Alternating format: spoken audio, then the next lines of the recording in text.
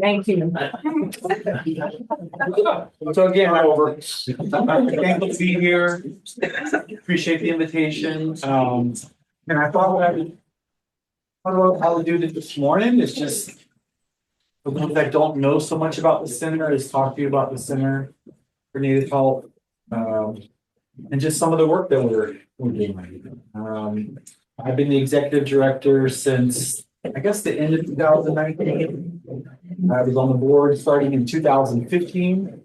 And when I first became executive director, they asked me, and I was like, man, I already have a full-time job. But I was really engaged by the work that I thought we could be doing in the community. As Landon knows, my heart and passion is in the community-based work.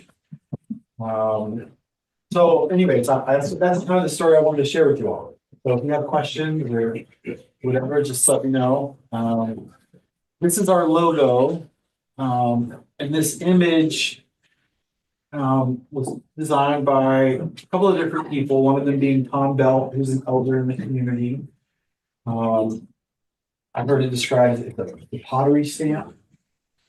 For us, I think probably it's a pottery stamp of water.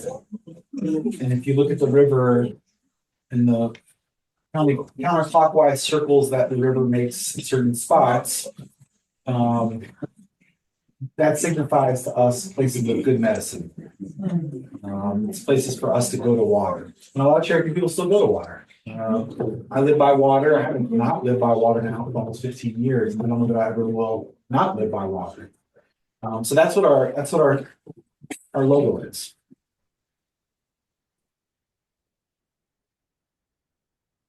Again, I'm just a little bit about myself. I'm a Cherokee Nation citizen. I'm sure a lot of people in this room already know that. There are 3 federally recognized Cherokee tribes. My family is part of the removal. So my mom, my grandparents, my great-grandparents are all from eastern Oklahoma. And what we call the reservation out there, but it's a 15-county jurisdiction. We're the largest of the 3. I think our population now is about 400,000. There's some good, not so good things about that, but regardless, we're the largest. You obviously have the Eastern Band, which most people in this room know about. Then there is a third one, which is the United Gadua Band. They're the smallest. They're maybe 5,000. And really, they are the descendants of Cherokee people who saw that removal was going to happen and left early. So most people think about the Trail of Tears, there's just one removal.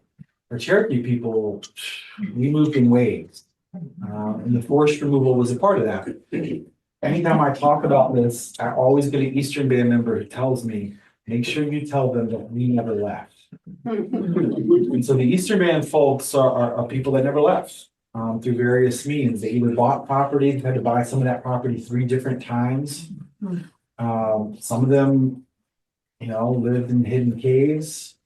Some of them were very political and took citizenship rights with the state and sort of waited it out.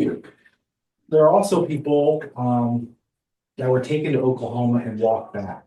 And a really well-known one was one of the Wachacha brothers, were the descendants of the Snowbird Cherokee over in Grant County from. Was blind, could not see, was taken to Oklahoma and made his way back. Wow. So that sort of sense of spirit and resistance is a part of the Eastern Band community. Again, I taught at UNC Asheville for 14 years. When I got to campus in 2012, there had been Cherokee people that had been on campus, but at that time we didn't have any students and we had no curriculum. So the better part of 14 years, that's what I did, is work with students and their families to get kids to graduate.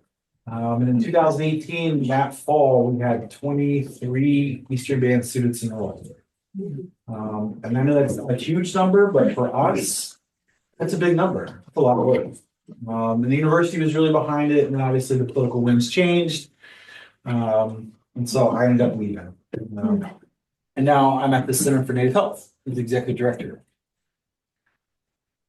We are native led, native controlled, and community driven. And what that means is that is really, really rare in the nonprofit world for native nonprofits. A lot of times it's majority non-native with the native mission maybe. Our board, when I inhabited, was about, I don't know, 50-50. But now we have 100% native representation on our board, and our staff is, I think, 90% native. And one of the things we've tried to do is become really diverse in our tribal representation. So now we have Chickasaw, we have Choctaw, we have Benin, which is Navajo, we have Cherokee Nation, we have Eastern Band, all represented on our board. But again, there's 577 federally recognized tribes.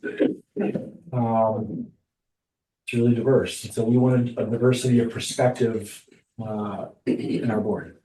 Founded in 2009, so last year we celebrated our 15th anniversary. So we've been around for a while. We've kind of grown a lot in the last 5 or 6 years. Our mission, and I won't read all this word for word, but we just went through a revisioning of our mission in our vision statement. It's an important thing about us now is we support all Southeastern Native communities. Because when I first started, I was like, is this the Eastern Band Cherokee Indian Center for Native Health? Or is this the Center for Native Health, meaning all Native populations? And so we made a decision to serve all Native populations. And one of the things that we've really done is work with a lot of indigenous populations in Western North Carolina. Especially a lot of Latinx populations whose Spanish is a second language.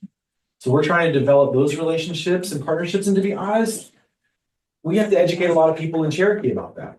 A lot of people in Cherokee are like, we should only be working with Cherokees, at least some of our board members. So it's not so easy to say we're going to work with anyone. But we're really trying, and I think it's an important part of our mission now. We serve all the Southeastern Native communities. So this is our board. Again, everybody lives and serves in the communities that we're trying to work with. Tom Belt is in the top left. If you get a chance to go on YouTube and listen to any of Tom's talks. He's a Cherokee Nation guy, but he's been over here for 25 years. He's an amazing speaker. He basically is fluent in multiple dialects of the language, which is very rare. He's our cultural advisor. That's his wife on the right. Ashford Smith is in the top middle. He's the CFO for the Cherokee Preservation Foundation. He was the manager for the University of Tennessee football team. 2 years. We still put him on. Bonita Bush is an elder from the Snowbird community. She's second row on the left. Fluent speaker, comes from a big Cherokee family. Manuel's middle of the second row. He works for the Public Health and Human Services. Caleb's no longer on our board, but he was for a while, and he was the tribe's biologist.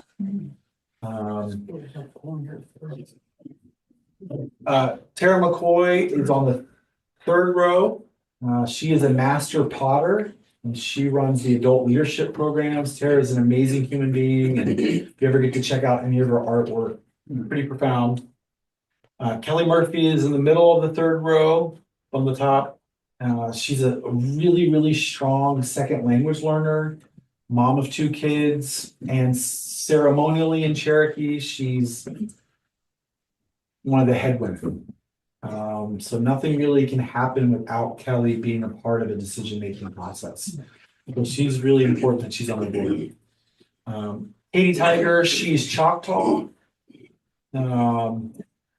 She has worked for the tribe for 19 years. She just stepped up to a staff position. She's really interested in climate change. Bottom row is Brett Treadway on the left. We just hired him to be the first director of the RT CAR program, which is Revitalizing Traditional Cherokee Artists and Resources program. And I'll talk about that in a little bit. He's the first Eastern Bay member to hold that title in 20 years. They've never had an Eastern Bay member run that program. Dr. Blythe Winchester is the middle on the last row from the top. She's a medical doctor, graduated from UNC Chapel Hills Medical School, doctor at the Cherokee Indian Hospital, really great person. And then the bottom right is Chanel Feathers. She's Navajo, Danae. She just got elected to tribal council along with 3 other women. So if you follow tribal politics at all for the last few years, it's been an all male council. They just had 4 women elected. Which is really important. And Chanel was one of those. So that's our board members. These are our 4 program areas. The first is Weaving Indigenous Pathways, which Katie runs. And that is basically intergenerational knowledge. I'll talk more about this. Relational health. Christina Hyatt runs that program. She's from the Big Cove community, which is one of the more conservative Cherokee communities. She went to UNC Asheville. So when I got to UNC Asheville, she was one of the first people I called. She was Miss Native America in 2015, which is not a beauty contest, it's a cultural contest. And through that platform, her platform is dental hygiene care. And so she's kind of known as Miss Native Tooth Fairy. She travels all over Indian country giving talks to communities about the importance of dental hygiene. Like I said, Brett's in charge of language, art, and healing, and then Bonnie Claxton, who is Chickasaw, is our deputy director and runs land and wellness. So those are kind of our 4 program areas. And again, when I inherited the center, we've kind of built all of this in the last 5 or 6 years. Sort of at the heart of our work is this framework. And this comes from Tom Belt and I talking. I asked him for a long time as a young Cherokee person. I guess I'm not young anymore, but younger Cherokee person. What is ceremony to us? So if you know anything about Southwestern Native communities, we are stomp communities. Historically, obviously Christianity came in, and even like 15 years ago when they did a poll of Cherokee society, 92% of Cherokees said that they were Christian of some denomination, most being Baptist and Methodist. My mom is a Baptist. But in the last, I would say 15 to 20 years, there's been a lot of effort to rebuild our ceremonial life. And this is what he said to me. He said, ceremony is when you have the right people at the right place at the right time and for the right reasons. And, the more I thought about that, all of our programs, the people that we work with, the programs that we support, if any of those conditions have been missing, it doesn't work. It just does not work. We've had programs that have come up and it feels like the right time. I think people are at the table for the right reasons. It's in Cherokee, so it feels like the right place. But we did not have the right people and it fell apart. So that's kind of how we build our relationships. And I think with you all, I think we're meeting a lot of these conditions, which is why it's working. So this is relational health. This is Christina. This is her youngest baby. Again, Christina is just a beautiful human being. I wish she could be here.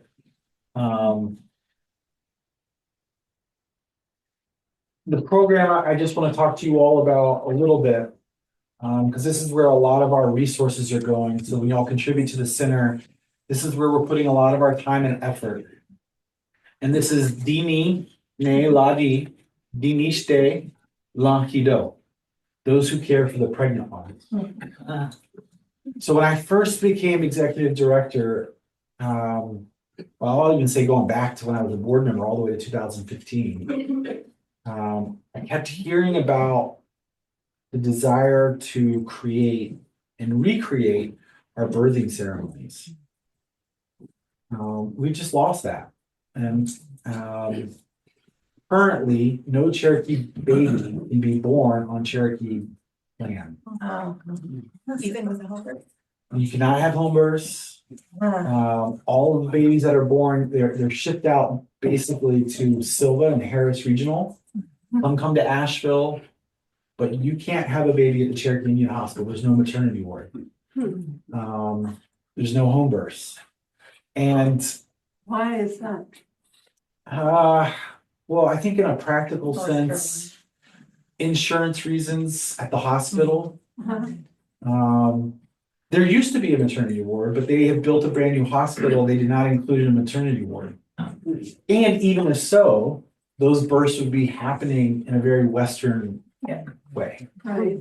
So we had some elders who were like, man, this is my life mission, is to help us restart this. So about 4 years ago, we had some people that were trying.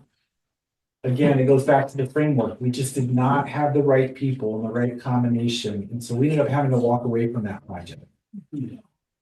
But Christina came on and agreed to take on the challenge. And so we've got some grant money.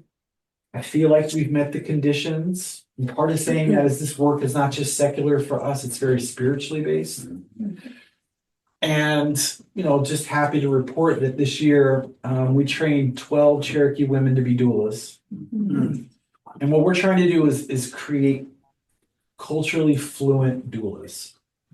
So women that know our plants, that know songs, that know how to use those plants, generally speaking, that are really firm and grounded in the culture. Because we believe we're a cultural based organization. We believe that when a kid is born, they need to be born inside the culture. All of the health disparities that we face will at least be minimized if they have a cultural basis. Tom would tell you that they will know who they are. Because when kids don't know who they are, they search for other things. So we're trying to kind of challenge that. And so we trained 12 Cherokee women. And we have now 3 active doulas working, delivering babies. And so as of right now, we've delivered 5 babies. 5 babies. And in the Cherokee Community. reservation? Yes, ma'am. Okay. Are there midwives coming in as well? Do we have midwives coming Yeah. in? There are midwives that we work with that are associated with Harris. We don't have Cherokee midwives. So we are partnered with a really well-known Mohawk midwife. Her name is Gudgie Cook. Yeah. So Gudgie is sort of mentoring us in this. And so we asked her, should we worry about developing midwives? She said, let's just start with the doulas. So right now, we're just trying to build cohorts of doulas. So right now, donations that are coming into us, we're trying to buy baby supplies. Our doulas we're trying to send to professional development. Because one of the things we're all learning together. I don't have any bad. I'm a doctor, but not really the useful kind. I can't do anything. So we're learning as we go. So we've already had some births that were really traumatic. And so we have a doula that wants to get grief and trauma professional development. Lactation consultants. So we're really trying to well equip our doulas to go out into the world with Cherokee moms. On top of that, we're partnering with elders to learn plants and plant medicine. And one of the challenges before us is we might have forgotten our birthing ceremonies, but how do we go about creating new ones? Which is a hard sell in Cherokee. People struggle with that concept. But this is the project that, we even have someone on our board. If you know anything about the history of forced sterilization for Native women, that's recent memory too, all the way into the early 90s. We have someone on our board whose mom went in for medical care, just routine medical care, and they used it as an opportunity to force sterilize her.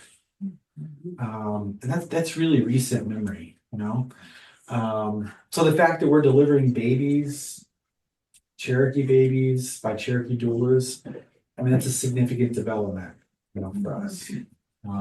So that's really where a lot of our time and effort is going right now. We've been holding like monthly moms gatherings and doula gatherings. And each time we do sort of a workshop style, or we have someone come in and teach them new skills, whether it's how to wrap a baby, how to build cradle boards. Do y'all know what bull nettle is? No. How do you describe bull nettle? The plant? Yeah. Yeah, it's a plant that grows usually kind of around wetlands. It's got big leaves and it's kind of, got little hairs all over it, right? Bull nettle. Bull nettle. It's a plant. A lot of people think it's a weed, Yeah. and so they'll pull it. But you can, if you dig it below its root, you can slice it in little pieces and make teething rings out of it. So we bought an elder in who we had all this bull nettle growing in our garden, and we harvested it, brought the doulas in and showed them how to make teething rings. So we're doing a lot of that kind of stuff. I would say a part of this, one of the things that we support is the Koala Boundary Missing and Murdered Indigenous Women efforts. Just for your calendars and for your awareness, every May they do a walk. They need volunteers and just people to come and support. If you know anything about that movement, you're talking about 30,000 Indigenous women that are unaccounted for between here and Canada. And a lot of that goes to the jurisdiction gaps. For a long time, if a non-native male went onto a reservation and sexually abused, murdered, kidnapped, whatever, a native woman, because it was on tribal lands, they would not prosecute. So there's a huge jurisdiction in this, but you're talking about over 30,000 native women are unaccounted for. So that's part of this effort as well. And for us, culturally, this is an attempt to restore our matrilineal lifeways. Historically, we've always been a matrilineal society.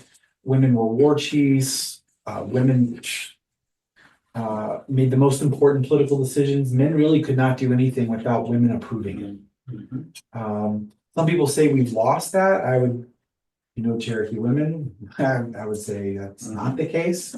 But maybe it looks a little different. And so we're through this work, we're trying to restore our matrilineal pathways.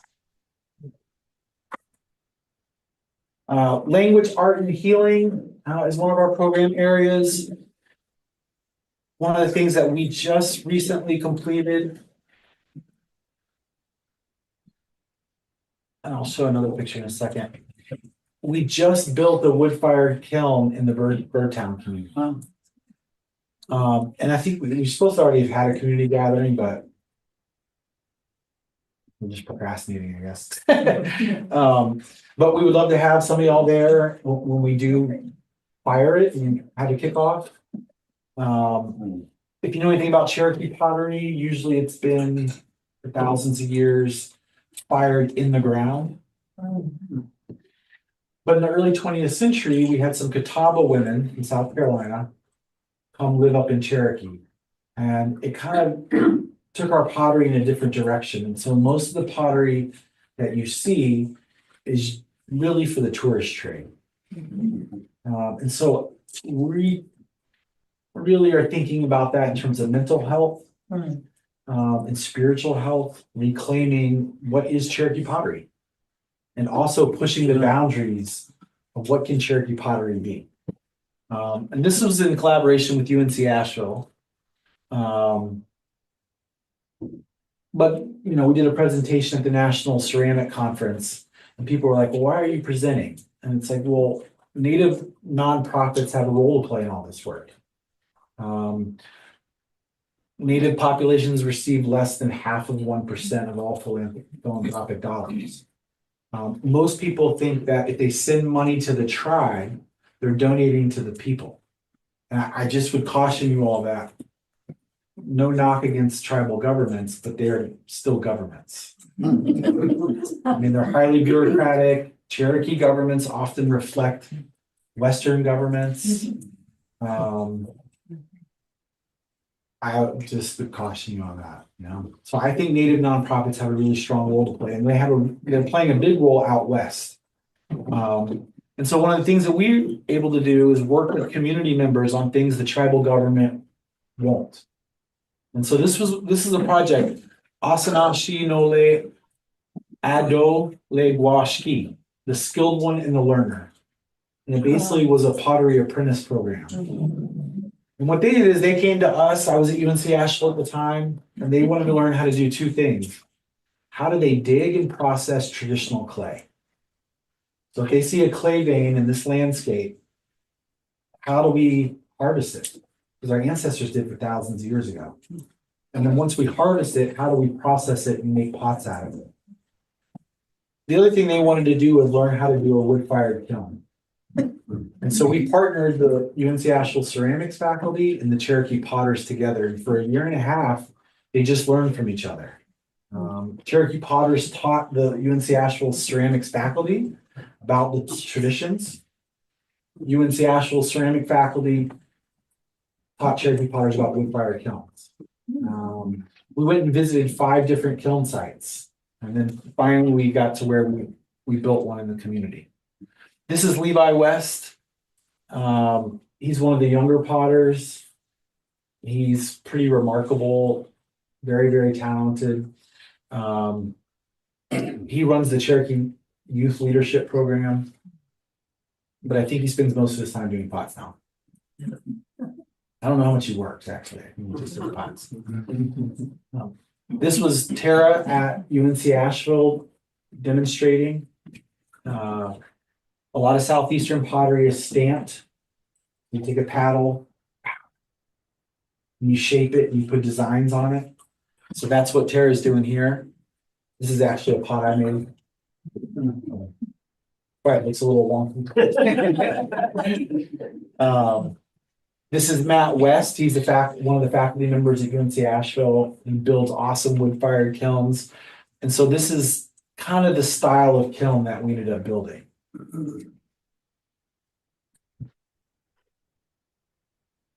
And this is the site that we're going to put it at. This is in the Birdtown community. This used to be the site of the Cherokee Challenge, which was trying to get kids into youth activities like ropes and different activities like that. We have an acre out there, and what we envision is a working Cherokee artist village. So in the next year or two, we're going to start a capital campaign on that, because truthfully, the tribe doesn't really support the artists in this way. They have the Paula Arts Co-op, which is the largest co-op, oldest co-op in the United States, native-based. But if a local artist wants to do something like this, there's no available funding for them. And so that's where we can step in. We can go get grants for them. We can give them micro grants. And so we're hoping that this turns into an artist village, because there's nothing like that. You got to think about Cherokee. There is not a person I know in Cherokee that does not bead, that does not carve, that does not sew, that does not paint, that does not do something. To me, I just think it's an artist community. It's just an artist community. I really don't know someone who doesn't do something. But people don't look at the community like that. And so there's not a lot of available resources for Cherokee artists. So that's a role we're trying to play. Yep.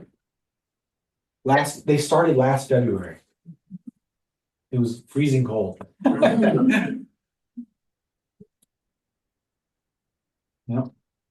And I will say we got really lucky. I don't know how many people know about East Fork pottery.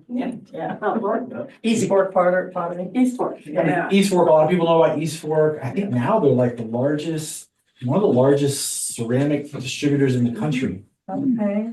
And they reached out to us, and the hurricane was going on. They came out to Cherokee. They visited with the potters.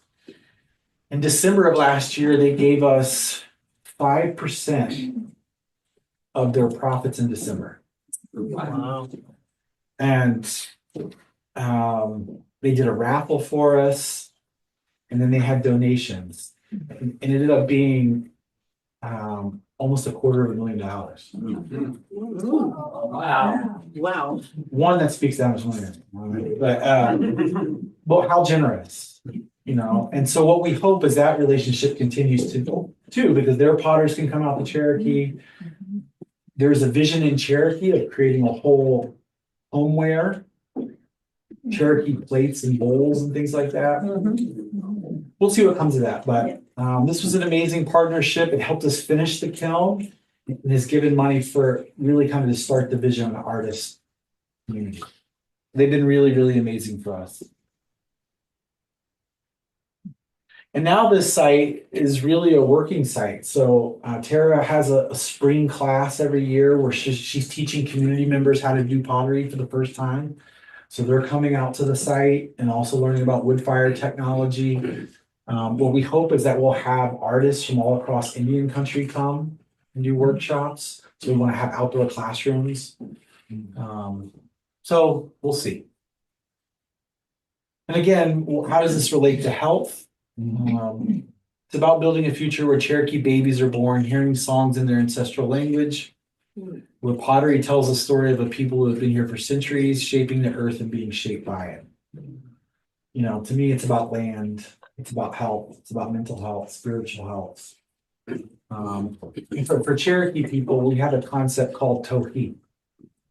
So we have 7 directions: north, south, east, west, up, down, and so if I went to Landon and I said, "Oh, Shibuju," I basically am asking him, "How's it going? Are you good?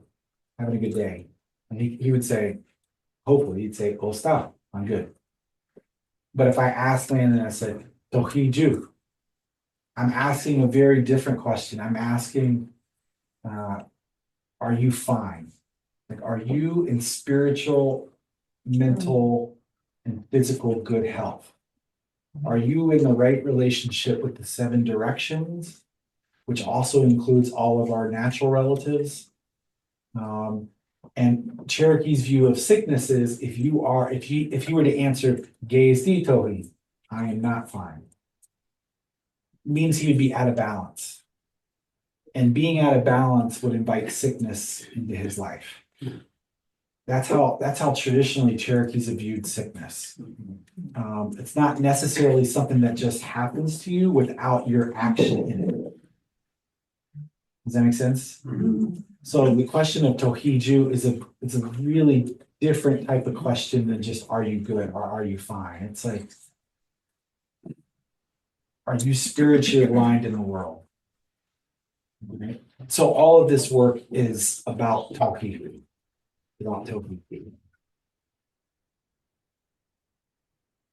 Weaving Indigenous pathways. This is the intergenerational transfer knowledge. Our big program has gone on since 2009.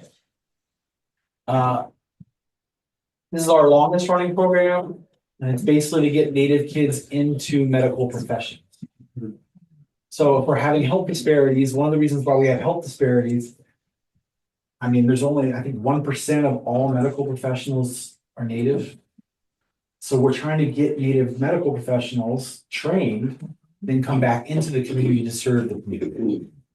You know, there are still people in Cherokee that do not trust hospitals, do not trust doctors. There was a guy named Snowbird,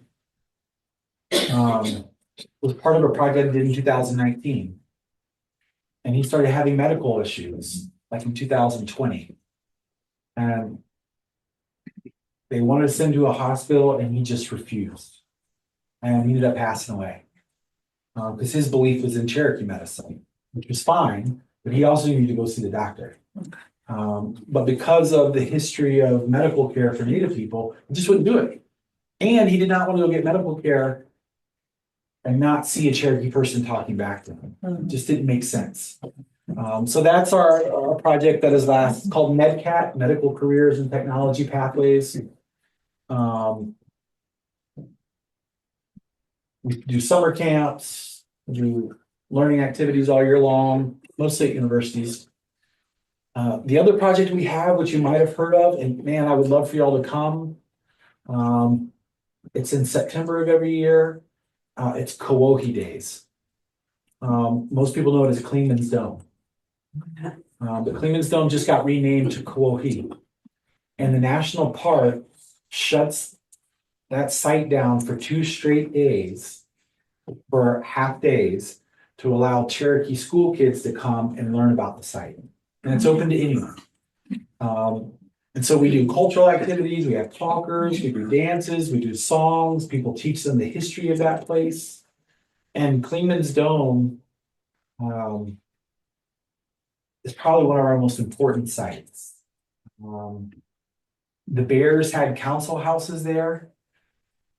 So we believe at one point in time, we could speak to the animals and the animals could speak back to us.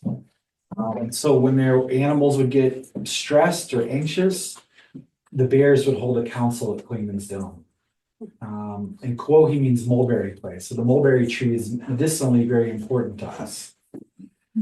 The other thing that happened at Clingman's Dome is that's where we received our name. And basically our instructions to go to Bryson's, but it's not Bryson City, and receive our first fire. So that is, I don't know, maybe some people would consider it the Vatican. Similar type of thing, you know? So Quohi's a really special place, and now we have 2 days, 2 half days a year where we get to educate Cherokee kids on that place. A lot of Cherokee kids don't know this stuff. No, they don't know this stuff. They watch cartoons and TV and they don't necessarily go to these places. So one of the things we're trying to do is get Cherokee people back to these places. It's important. The other thing that I would invite y'all to, man. I don't know if you've heard of it. On this last slide. September is a busy month. It also happened at the end of September at Western Carolina University. It's called Rooted in the Mountains Symposium. And it's been going on for about 10 years, maybe a little longer. Everyone's invited. And it basically is exploring knowledge systems between Appalachia and Indigenous. And this year, the entire symposium was about childbirth. And so it was amazing. We had Native people from all over the country come. We had people, a doula group from Silva. We had sisters caring for sisters out of Asheville. And we just had 2 days of food and conversation around what does it mean to deliver babies, to have children. You know, so it'll happen again next September. Really great event. Please come. The other thing we're doing in this area is we're building the first ever Indigenous Youth Conservation Corps. There is not one in the southeastern United States. And so we're trying to build the first Indigenous Youth Conservation Corps. This is called Judaculla's Kids. Judaculla's Kids. So again, this is about getting Cherokee kids into Cherokee places and teaching them about plants and stewardship, making sure they understand why are these things important to protect? You know, in 2016, I was at Standing Rock. And we were on the front lines of that. We were there during the dog attacks, if you remember the dog attacks. But the last day we went to the front lines, and all these people were standing in a circle, different Native people. And remember, Standing Rock was the largest mass gathering of Native nations since Custer. It's the 19th century. Yeah, crazy. Largest mass gathering. And everybody's in a circle. We're on the front lines. The bulldozers are across the street, helicopters in the air, and everyone's going around the circle and sharing why they're there. But nobody was from Standing Rock until this woman stepped into the middle. She was head to toe in camouflage. She was a single mom, had 2 kids at home, and she looked at all of us and she said, "You know, we thank y'all for being here. We appreciate y'all being here. We need you to be here, but y'all get to go home. I am from this place." And she said, "I'm not even from this place. I'm of this place. I'm from these rivers. I'm of these rocks. I'm of this soil." And that is a real difference. I'm of a place and from a place. And so we want Cherokee kids to understand they are of these places. They're made of these places. It's in their DNA. Land and wellness. I like putting action shots of myself. I'm sorry. Our big project here, and again, I would, if you're interested in coming to one of our meetings, we created a group in collaboration with the Eastern Band's Natural Resources Department called Elohi Dinigati, which is the Earth Keepers. And it's a council of 7 elders. They're all fluent speakers, guiding us all in how do we navigate this landscape, which we refer to as Jalgi Uweti, old ancestral homelands. That's where we're at. And so Roger Smoker is on the left. He is the chair of the speakers group, all fluent speakers. Rosanna Bell, her grandmother was born in a cave in Tennessee. Wow.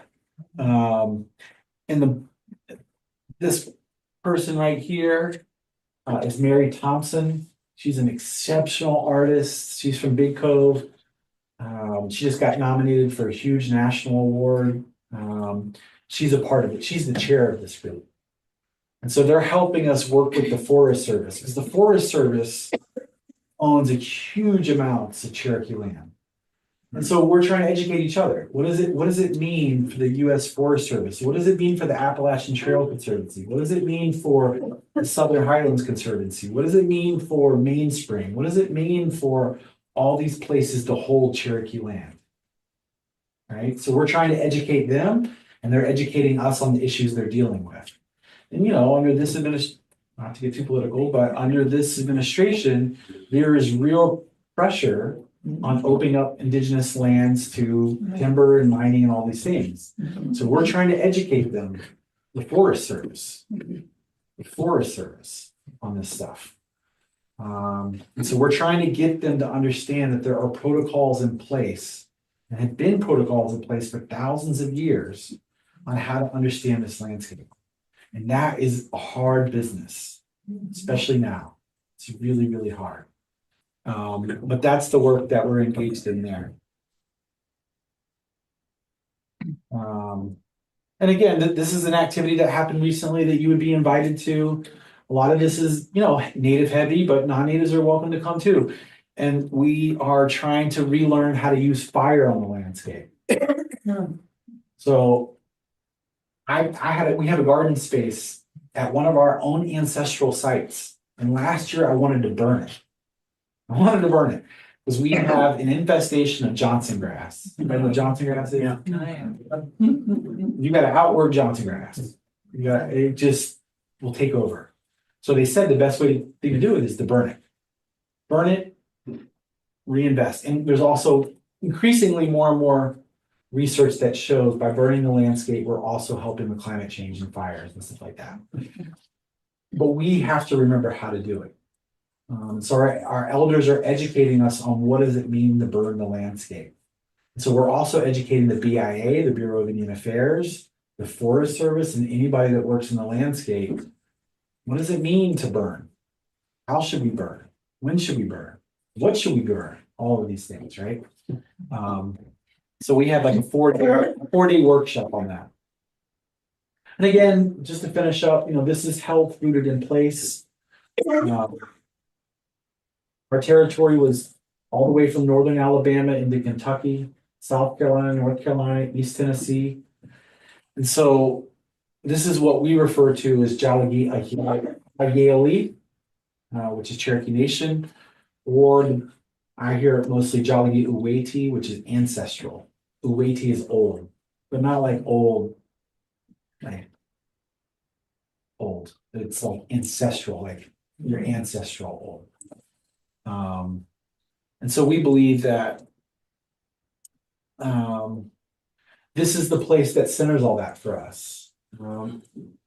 You're all invited out here. I would love to, Pat, if you ever had a field trip and wanted to bring people over to Gadua. This is not far from Bryson City. You could drive there. It's open to the public. But this is our mother town. And our name in the language Cherokee has no meaning. Our real name is Ani Gadua Gi. And Tom Bell has said that Gadua is the conjugation of 2 words, Gada, which means soil or dirt, and Uha'i, which means that which is given by a third person. Ani is people and Gi is place. So when I say Ani Gadua Gi, what I'm saying is people of the dirt given by God. Cherokee was bastardization of a Spanish word that was placed upon us. So Gadua is an actual place. They did archaeological scans, 15,000 years of continuous settlement. 15,000 years. So our mounds are still there. Our ceremonies are coming back to this place. And we've partnered with NC State and Blue Cross Blue Shield to have a garden there. So we always need volunteers. You ever come out and work in the garden? I'll try and start every day out in the garden thing, even if there's nothing to do. Has anybody been out there? Well, you're all invited. Pat will organize it. I would love to show you Gadua. To me, it's the center of the Cherokee spiritual world. And then we have now about an acre and a half. And what we're trying to do with our garden space is we're calling it the Cherokee Mother's Garden. So that everything that we grow in that, from food to plants, trees, is all for our pregnant moms, our new moms, and our doulas. So it's not just a garden, a you-pick garden like a lot of people have. And Cherokee's a food desert. We're not discounting that, but I mean, we want to teach Cherokee young moms about nutrition too. We want to grow stuff for the babies. But yeah, this is about, it took 2 years to get this garden, just through tribal bureaucracy. Took another year or so to get us really going.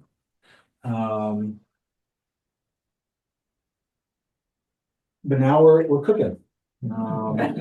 We grew a bunch of stuff this year. We have 16 or 17 raised beds.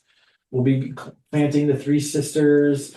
We're also going to do something that Gudgy taught us to do, which is this spring, we're going to shape part of the garden in the likeness of a pregnant mom. And she showed us a Mohawk thing that they did, which is each part of the body has plants associated with it. So tobacco is supposed to go somewhere, corn is supposed to go where, all these things are supposed to go somewhere. So one of the things they do, which we're still talking about, is they have young boys come and build the body.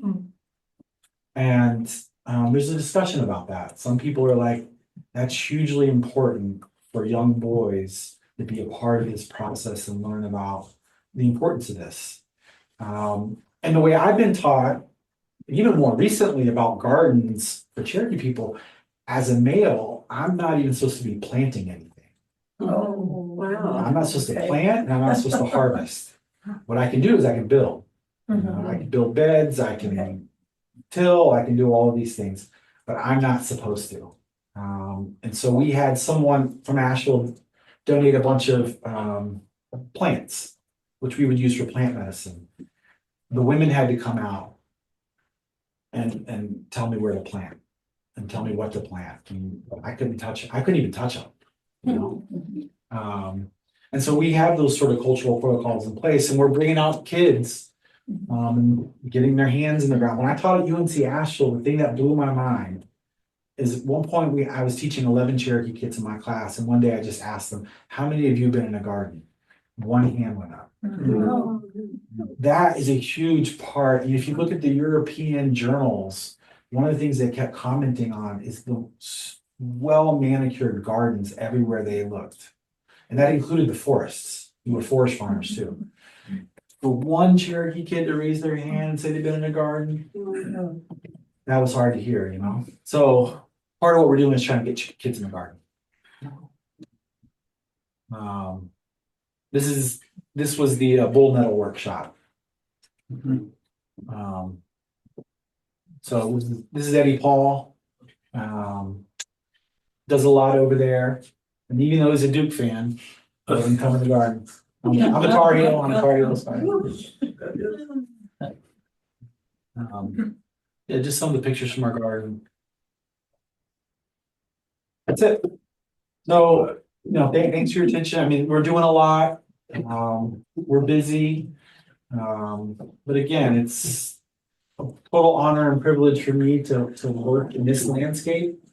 having been part of a family that was removed, to be back in this landscape, working in these places, and my daughter is raised here, knows these places. And, people have asked me, do you regret leaving UNC Asheville? And UNC Asheville was a beautiful time for me.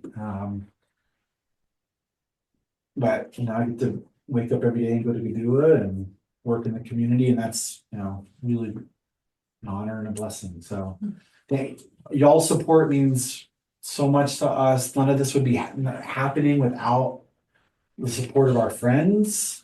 It's just the truth. When I took over the center, we had $15,000 in the bank. That's what we had. This year, our budget was in six figures. We had no staff. Now we have 9 staff members.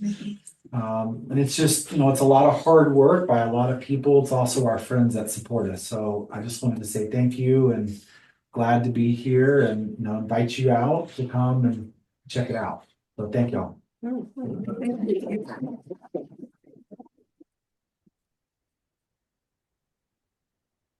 Did I answer any questions? Yes. Yeah, I want to go back to your vision statement, which you didn't emphasize very much when we were back at the beginning of the talk. But there was something that caught my eye in the vision statement that I just loved. Envision a world where indigenous communities thrive, grounded in culture, rich in tradition, alive with laughter. Laughter is a revolutionary, joy is a revolutionary act. I appreciate you pointing that out. I never know. I don't want to just read text, so I'm always like, I don't know if people are interested in this. But for us, we did, we had a great facilitator of our strategic planning, which was the first time we'd ever done it in the center's history. Her name is Rowan White. Definitely look her up. She's Mohawk. She started the Indigenous Seed Saving Network. She's just a powerhouse. And she did our strategic planning. And so this was we just said, everybody close your eyes, and all of our board members did it. What are the words that come out? And laughter was on every single person's thing. And if you've ever been in a Cherokee community, you gotta have a thick skin. People ask me like, "What's my Cherokee name?" I've gotten a lot of Cherokee names, and most of them are not really appropriate to even tell you all. But the most beautiful thing for me is to be in a room with elders, and all you're doing is hearing them speak the language and really laugh. And so laughter was a huge part of it, and I really appreciate you saying joy. I think when I was teaching about it, like our memory and our consciousness of Native people, and I'm including Native people in this, is so shaped by Hollywood and all of the media portrayals. And we're not allowed to be forward thinkers. We're not allowed to be futurists, and we're not allowed to just have human joy. And so that's what we tried to capture there. That's what we tried to capture. So I appreciate you. It really spoke to me, yes. I appreciate that. Any other questions? Yeah, I have it. All right, Pat. At some point back at the beginning, when we were first talking, you mentioned the STEM programs, Mhm. getting youth to go into those professions. Are you still involved in that? That's through our MedCap program. I'll be honest though, it's a real challenge with that. The tribe has an expressed goal of getting more kids into STEM. And I look at it from a critical lens, right? Like all the push for AI technology. My last semester at UNC Asheville, we took a second, I asked all the kids to go to Google Chat or whatever, type in Native American. And what came up were headdresses and teepees and Pocahontas, because that's the foundation for AI. We're already, as Native people, we're already behind that. So how do we start interrupting that? I don't know, because once you have to talk back to it, man, that's a hard game to play, So the tribe has an express purpose, and we do too. But Cherokee kids are not always interested in that. You know, to be honest, I mean, they're playing football and basketball and someone playing stickball, you know, it's just they're modern kids and they have distractions, you know? So that's been a challenge. So that's why we have been trying to partner with some of the indigenous communities to try and recruit their kids, to try and keep that program alive. But it's a challenge. It's a challenge.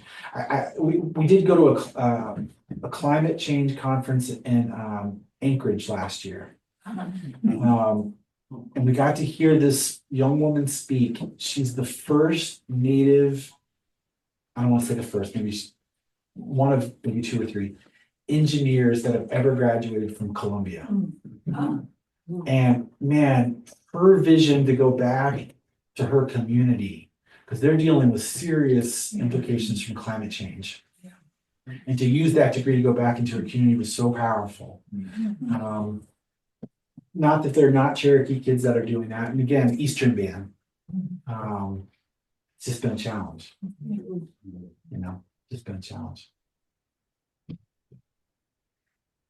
Will you be sending notification? You mentioned a lot of different events that were open to outsiders and, or, you know, white people. And will you be sending, notifications of those to Pat or to Mike Eddy so that we can be kept up with those? I'll send to both. Great. I'll send to both, and then they can push them out. We finally have our stuff together where we have a calendar of events, and so I'll start pushing that out to y'all.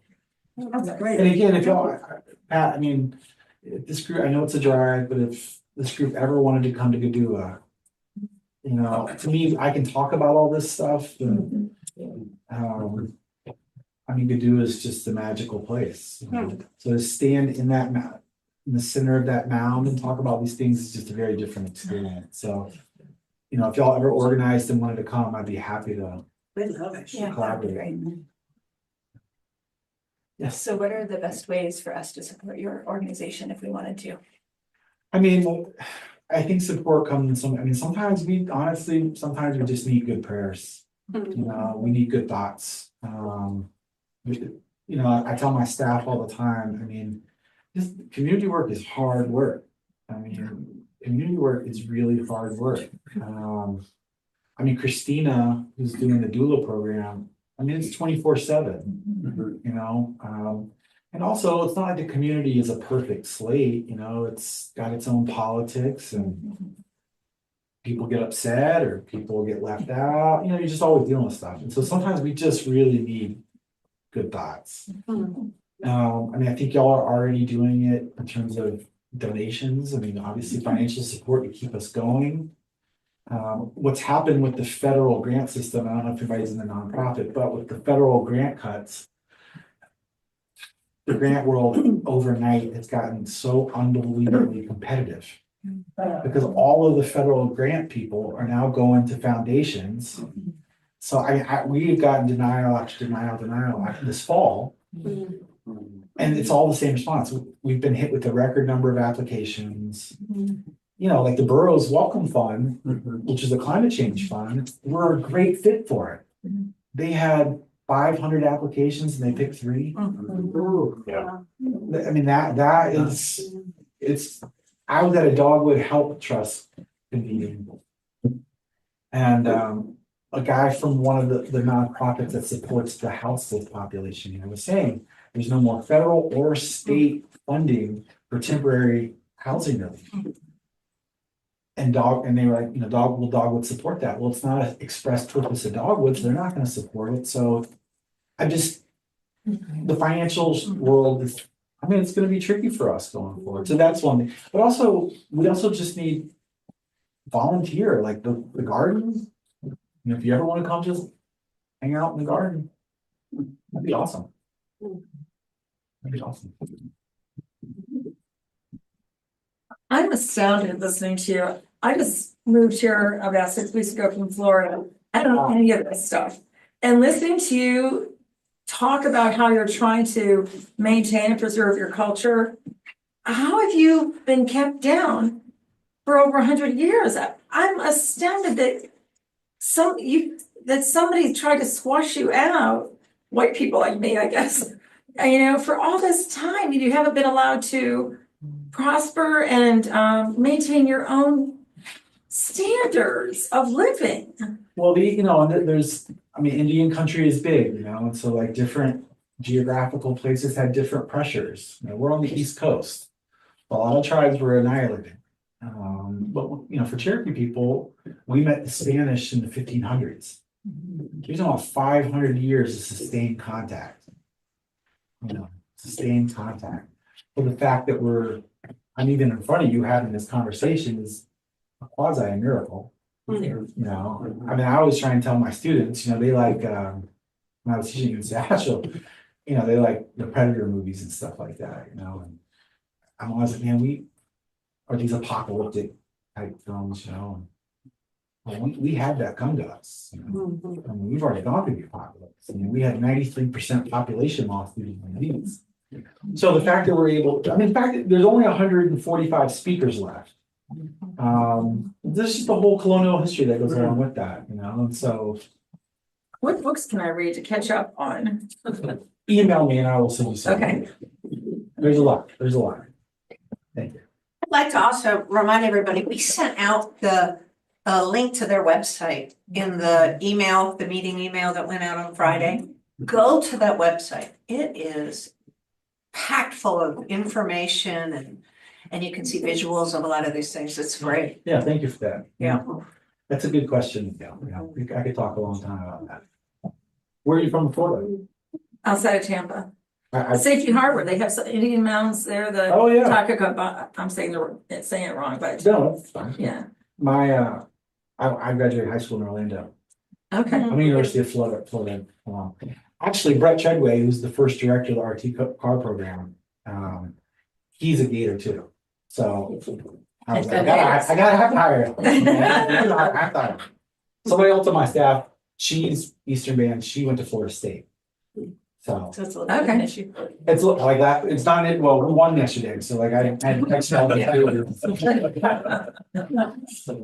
But people shouldn't come with cats. No, that's right.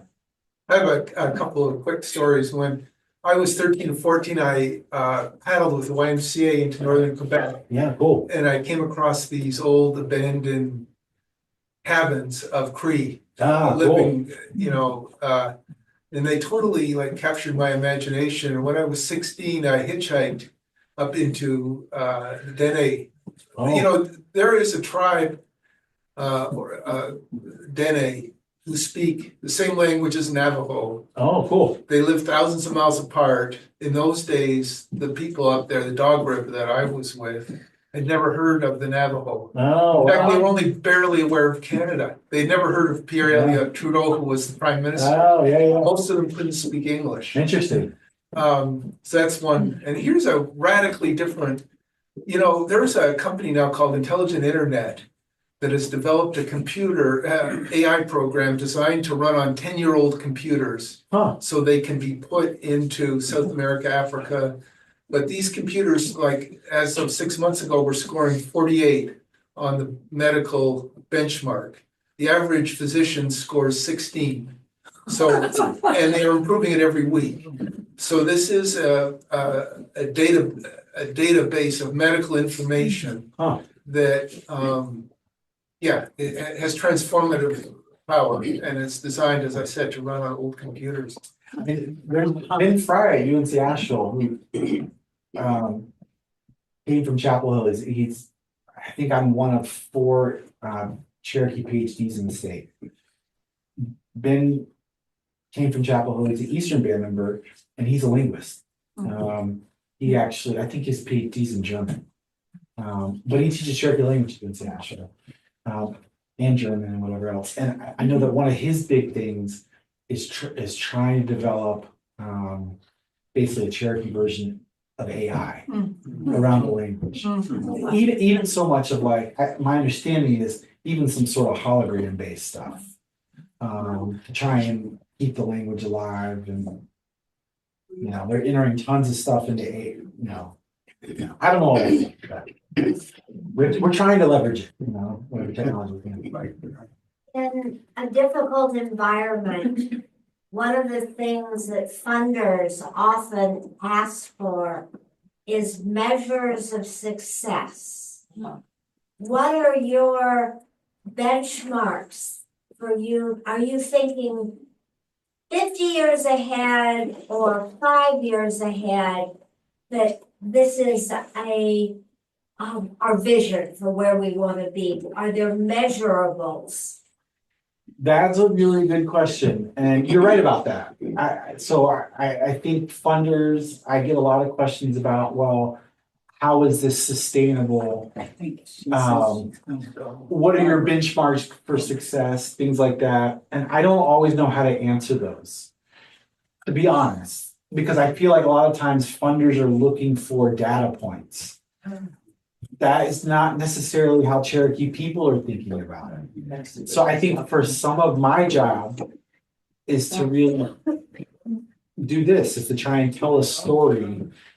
The guy who runs First Nations Development Institute, which is a really big funder, native funder, he's always saying they have to be a good fit for us too. And funders I have to sell them a story that they want to invest in. And so I don't always know how to answer what is our benchmark for success. I will tell you, we applied for Melinda Gates funding this past year. Minimum prize was $1 million. And it was childcare based. I thought we had a tremendous story to tell. I still think we have a tremendous story to tell. We made it past the first round. I was like, whoop, we got a chance. And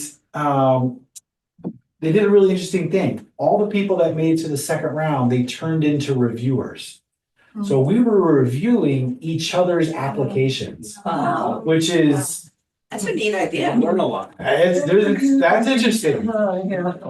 And they asked, what is your impact? And as soon as they asked that question, I knew that we were in trouble.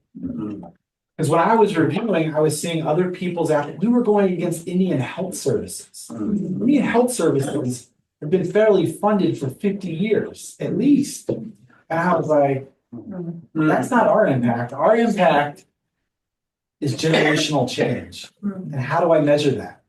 I don't know. Yeah.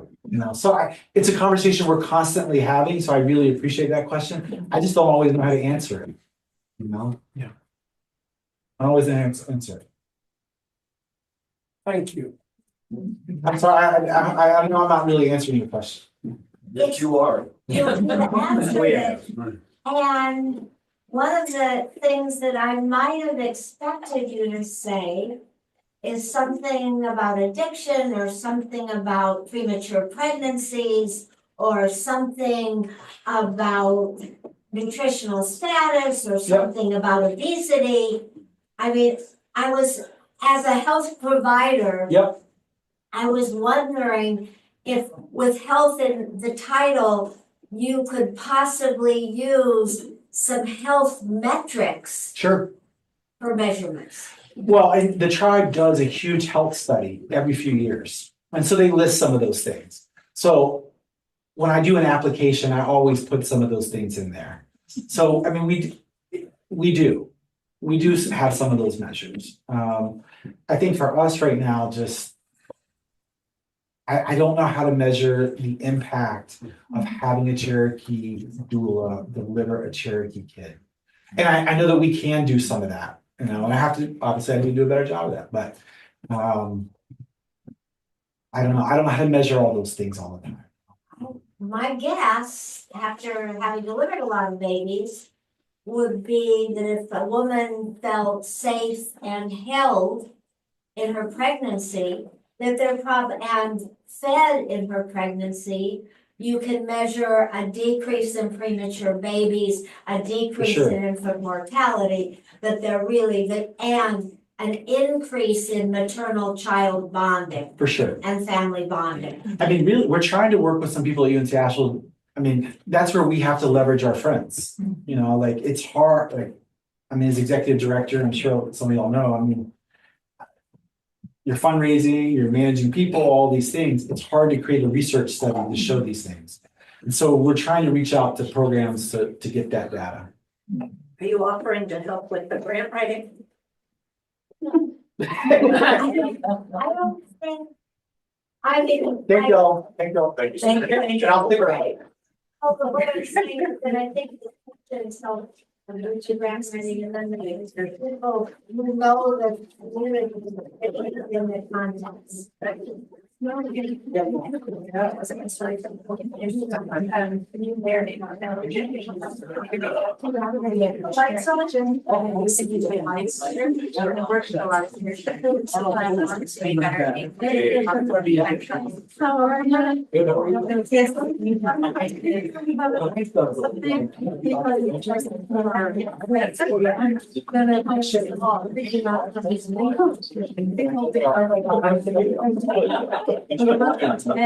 Make it we could.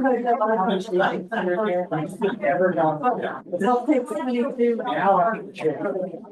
They all have over there. No, actually, you're standing in front of the map. Great question. Jump in.